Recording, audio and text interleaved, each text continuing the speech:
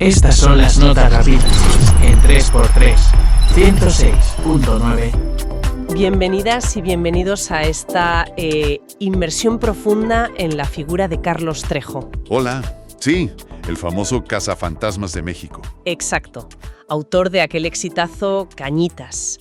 Su vida, contada por él mismo en entrevistas que hemos revisado, es fascinante. Hoy vamos a desgranar un poco esas narrativas. Así es. La idea es meternos en sus propias palabras, ¿no? Explorar todas esas caras que tiene. La infancia trágica, la supervivencia en la calle, cómo llega a ser este ícono de lo paranormal. Y sin olvidar las polémicas, claro. Los conflictos, su vida familiar. Vamos a intentar entender un poco el relato que él construye sobre sí mismo. Un relato lleno de contrastes, desde luego. Y de afirmaciones, impactantes. Pues sí. Así que vamos allá, ¿no? A ver qué sacamos en claro. Empezamos por el principio, los orígenes. Él los pinta como realmente duros. Sí, durísimos. Marca mucho la pérdida de su madre, Alicia Ávila, en un accidente de autobús, en el 76. Él tenía solo 11 años. Cuenta que el autobús cayó por una barranca. Madre mía, un inicio tremendo. Y a partir de ahí, la cosa según él va a peor. Él y sus hermanos se quedan con la abuela, pero la herencia la maneja un tío, Víctor Ávila. Al que describe fatal, ¿no? Como alcohólico, abusivo. Sí, habla de un ambiente de maltrato. Físico, psicológico.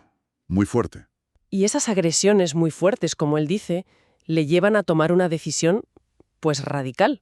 Antes de los 12 años, se va a vivir a la calle. Imagínate. Menciona la colonia Santa Julia en Ciudad de México. Sobreviviendo como podía, limpiando zapatos. Y durmiendo en vecindades, dice, cerca de Garibaldi, a veces en sitios ínfimos, como un hoyo. Vaya tela.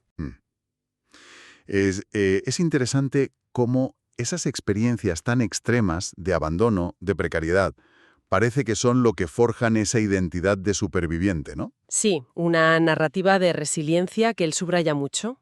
Y a menudo lo hace a través de figuras que le marcaron en esa época. Claro. Como el exboxeador Raúl Pajarito Moreno. Cuenta que fue un encuentro casual. Ajá. Y que este hombre, que vivía modestamente pero había sido campeón, le dio un consejo que le marcó a fuego. ¿Cuál era? Tienes derecho a poner una rodilla en el piso, pero nunca las dos. Ostras. ¿Qué frase? Muy potente, ¿eh? Sí, dice que la lleva tatuada. Como un mantra personal, vamos. Es curioso cómo busca esos anclajes, esos símbolos, en medio de todo aquel caos. Y no fue el único apoyo. También cuenta que pasó un año, más o menos, en Hogares Providencia, con el padre Chinchacoma. Así, una figura muy conocida en México por ayudar a niños de la calle. Trejo habla maravillas de él. Lo llama ser humano extraordinario. Les daba cobijo, comida, comprensión. Y parece que ese agradecimiento le duró, lo de donar las primeras regalías de la peli de Cañitas a esa institución, años después. Exacto. Es un gesto que refuerza esa conexión, ¿no? Como una lealtad de ese pasado tan difícil. Sí, sí. Pero ahora viene lo curioso, el contraste. A pesar de esa vida callejera, Trejo insiste muchísimo en que él se dedicó a estudiar. Lo ve como una defensa ante la vida. Y enumera una cantidad de títulos que sorprende, la verdad. Ya te digo. A ver, contador privado, licenciado en Derecho por la UNAM, aunque dice que no ejerce. Contador público por el ISEC, licenciado en Comunicaciones. Y hasta un doctorado honoris causa en 2016. Casi nada. Es una colección, vamos. ¿Qué nos dice eso? Esa acumulación de credenciales. Pues él mismo lo dice, ¿no? Que tiene terror a volver a quedar sin nada. Claro. Parece una búsqueda casi obsesiva de seguridad. ¿De legitimidad, quizás? Sí, algo que choca mucho con esa infancia tan precaria. Y también con la naturaleza, más etérea de su fama posterior, la paranormal. Totalmente. Como si quisiera construir un escudo, un andamiaje de respetabilidad académica. Eso es. Frente a un pasado y un presente marcados por lo inestable, lo extraordinario. Pero vamos, que esa coraza académica no impidió que su vida diera un giro radical. Para nada. El giro que lo lanzó a la fama masiva. El fenómeno Cañitas. El pelotazo. La historia que cuenta sobre cómo surgió el libro es curiosa como mínimo. Dice que escribió lo de los sucesos paranormales en la casa de Cañitas como una terapia. Como un desahogo personal. Eso, sin intención de publicarlo ni nada. Según él, fue una amiga la que encontró el archivo en su ordenador y lo llevó a una editorial. Anda. Y de ahí al estrellato. Un bestseller brutal. Él habla de más de 6 millones de ejemplares. Una barbaridad. Y eso, claro, definió su personaje público para siempre. El cazafantasmas de México. Exacto. Y a partir de ahí, sus afirmaciones sobre lo paranormal, pues se disparan. Que si ve fantasmas varias veces, que si tiene pruebas como una congelación de un fantasma. ¿Y qué se comunica con muertos? A través de sueños y, ojo, de la hipnosis. Eso es importante en su método. Sí, aquí ya entramos en el meollo de su figura mediática. Y en la controversia, claro. Porque no se queda en contar sus experiencias. Afirma que usa esas habilidades para resolver casos, incluso crímenes. Menciona uno muy concreto. Un homicidio en el Estado de México, cuando estaba el procurador Lechuga. Asegura que ayudó a encontrar los cuerpos de una pareja asesinada. ¿Cómo? Mediante la hipnosis de la hermana de una de las víctimas. Según Trejo, la víctima habló a través de su hermana en trance y dijo dónde estaban los cadáveres, en una cisterna. Madre mía. Afirmaciones así que mezclan lo paranormal con investigaciones policiales, pues generan mucho escepticismo, lógicamente. Claro. Pero es interesante ver cómo construye él su credibilidad, ¿sabes? Combina el trauma personal, que es la base emocional de Cañitas, con una metodología que presenta como, bueno, como investigación. Sí, la hipnosis, el uso de aparatos para detectar presencias. Exacto. Intenta darle un barniz como técnico. Y aplica ese enfoque en investigaciones que él mismo publicita mucho.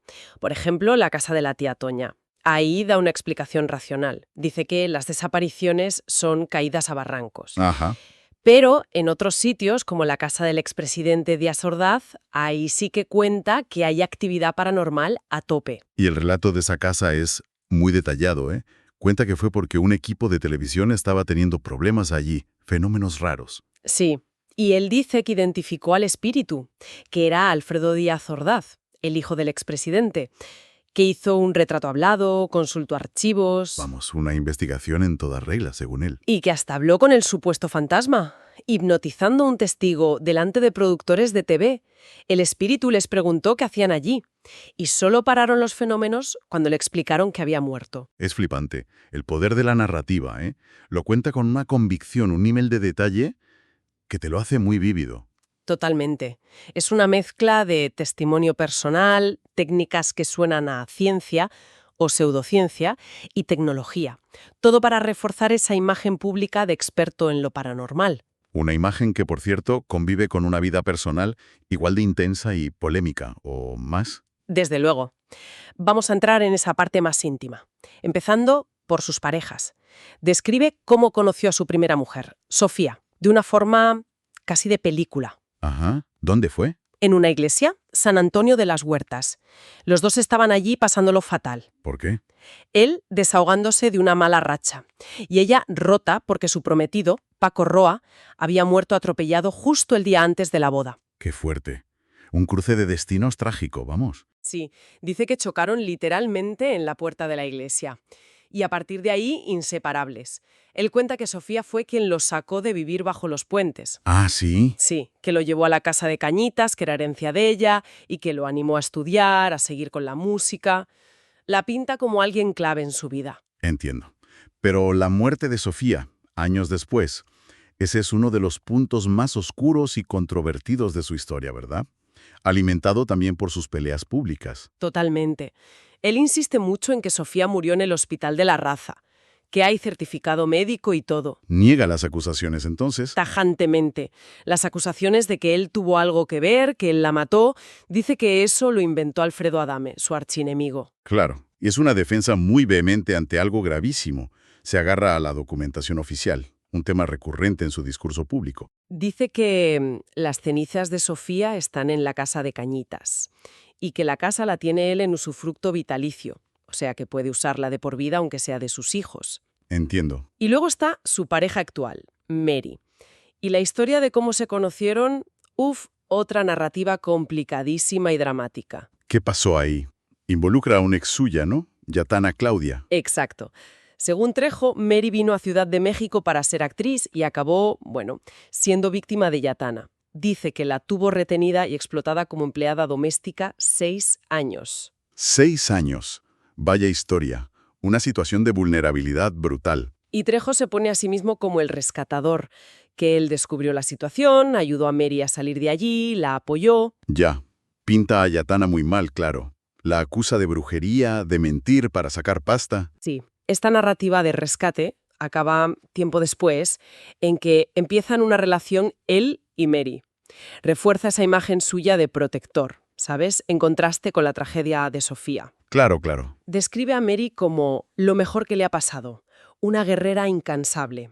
Y se casaron en una ceremonia que llamaron boda negra. Sí, eso sonó bastante en los medios. ¿Qué era exactamente? Pues explicaron que fue idea de Mary, como un homenaje a la faceta de Trejo como cazafantasmas, con una temática oscura, acorde al personaje. Curioso. Una forma de integrar el personaje público en la vida personal. Exacto. Estas historias de relaciones, ¿ves? Siempre intensas, dramáticas, a veces trágicas, contribuyen a esa imagen de vida fuera de lo común.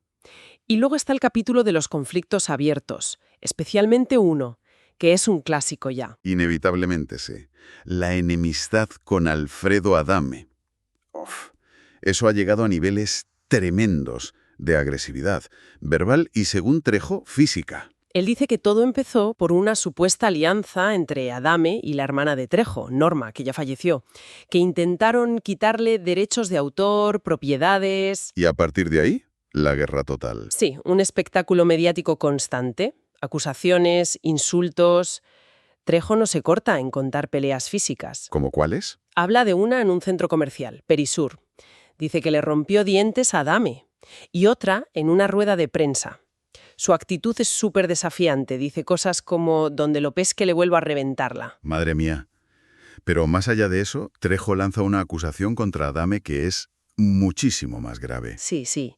Lo señala como el responsable intelectual de un atentado, que dice que iba contra él, pero que mataron a otra persona por error. Era ratificar una declaración judicial, algo que perjudicaba a Adame en una demanda millonaria contra Televisa.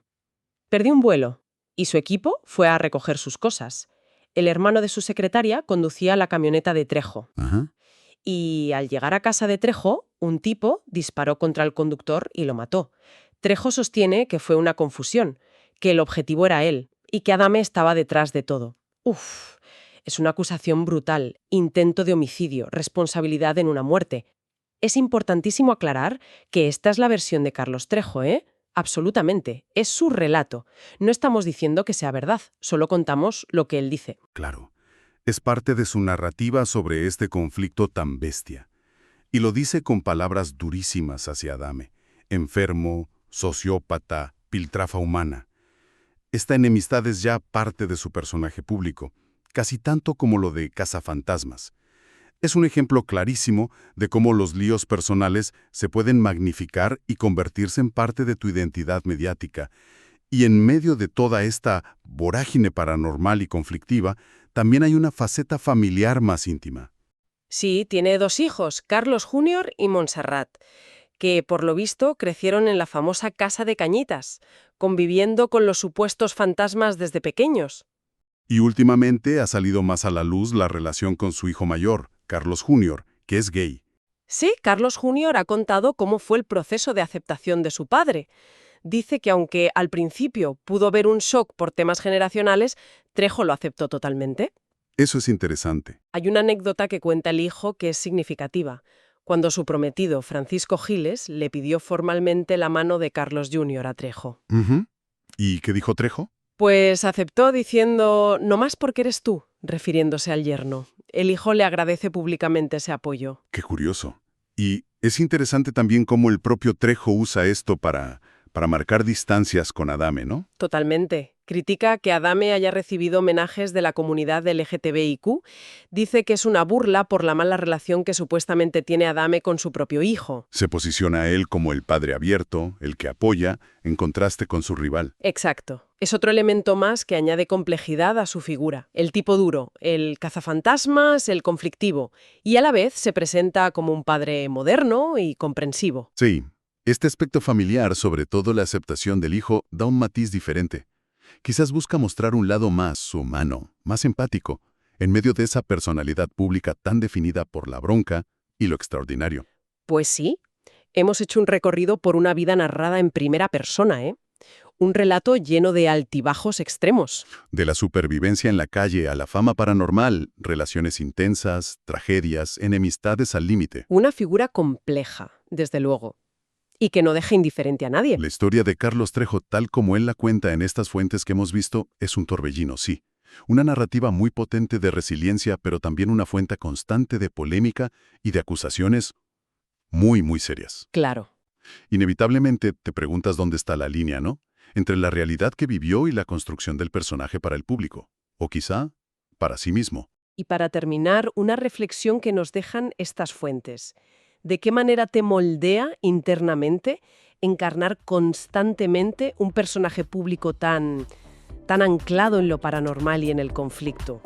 O dicho de otro modo, ¿qué lleva a alguien que dice hablar con fantasmas a meterse con tanta vehemencia y tan públicamente en peleas tan terrenales, tan crudas a veces? Ahí queda eso. Material para pensar. Hasta nuestra próxima exploración. Estas son las notas rápidas en 3x3, 106.9. 3x3, el podcast de la semana.